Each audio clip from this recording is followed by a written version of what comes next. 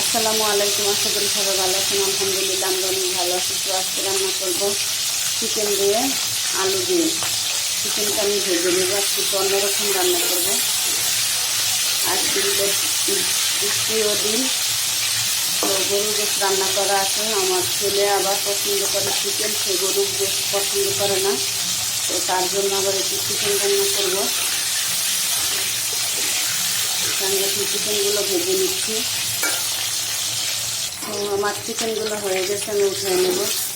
তো দেখেন, বাচ্চাদের আবদারও রাখতে হয়, বাচ্চার বাবার আবদারও রাখতে হয়। সে খায় গরুর গোশ পছন্দ করে, মুরগি অতটা পছন্দ করে না।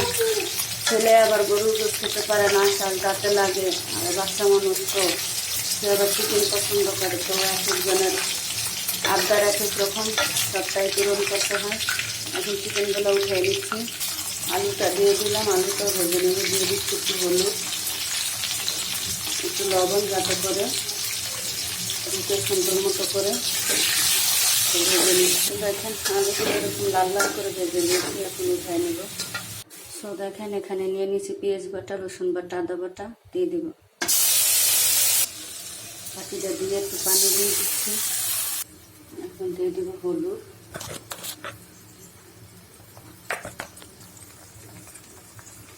মরিচ, জিরা আর ধনিয়ার গুঁড়া, গরম মশলা গুঁড়োগুলো দিয়ে দিচ্ছি।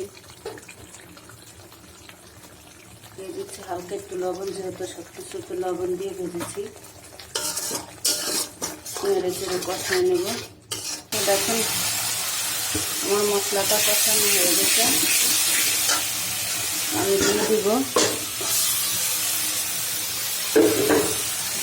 দিয়ে দিলাম মুরগির পা, কলিজা আর মুরগির চামড়া, সেটা দিয়ে দিলাম। আগে একটু দিয়ে দিলাম, একটু পানিও দিয়ে দিলাম, যেহেতু এগুলো আমি ভাজিনি কাঁচা।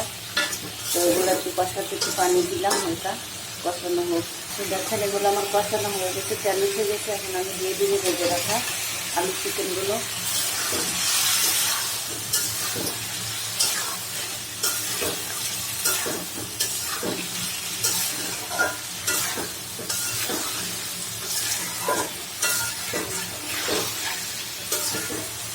এইগুলো একটু কষাই নেবো। তো দেখেন আমার তরকারির কালারটা কত সুন্দর,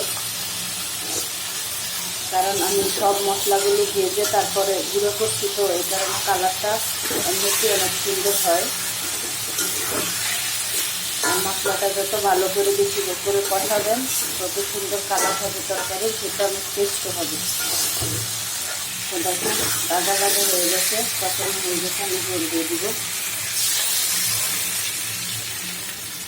যেহেতু সব কিছুই সেদ্ধ করাই ভাজা, অল্প একটু ঝোল দিয়ে নিলাম। আমি চিকেনটা এখানে কম নিয়েছি, কারণ হচ্ছে আমার হাজব্যান্ড ব্রয়লার মুরগি অতটা পছন্দ করে না। তো আমার ছেলেও খাই খাই বলে, ঠিকই বাচ্চা মানুষ তো খেতে চায় না, তো এই কারণে একটু কমায় নিছি। হতে থাকো। দেখেন বলক উঠেছে, আমার তরকারিটার কালারটা কত সুন্দর হয়েছে। হয়তো থাক। তো দেখেন তরকারিটা প্রায় হয়ে আসতেছে। আমার বাচ্চার জন্য আলু দেওয়া লাগবে। সে চিকেন খাবে, পছন্দ করে ঠিকই, কিন্তু কম খাবে। তো আলু দিয়ে তার খাওয়া শেষ করতে হবে। তো বাচ্চারা যে কেন এমন করে আমি বুঝি না। কালকে আমাকে দিয়ে বিরিয়ানি রান্না করাইলো, সে বিরিয়ানি অনেক পছন্দ করে খাবে বলে, অথচ সে যদি একটু বিরিয়ানিও খাইতো। তো এইরকমই অনেক আবদার করে, অনেক অনেক রেসিপি বানায় ঠিকই, কিন্তু তারপর আর খাওয়া হয় না অতটা। কেন যে এত খাটায় আর অপচয় করে আল্লাহ মাহবুব জানে। বাচ্চাগুলা, আমরাও কি ছোটবেলা এমন ছিলাম কিনা কে জানে। তো যাই হোক, কেউ যদি পরিশ্রম করায় খাবারটা না খায়, তাহলে বুঝেন কষ্ট লাগে। তখন এত কষ্ট করে রান্না করার পরে যদি তারা না খেতে চায় বা খায় না, তাহলে সেটা খারাপই লাগে।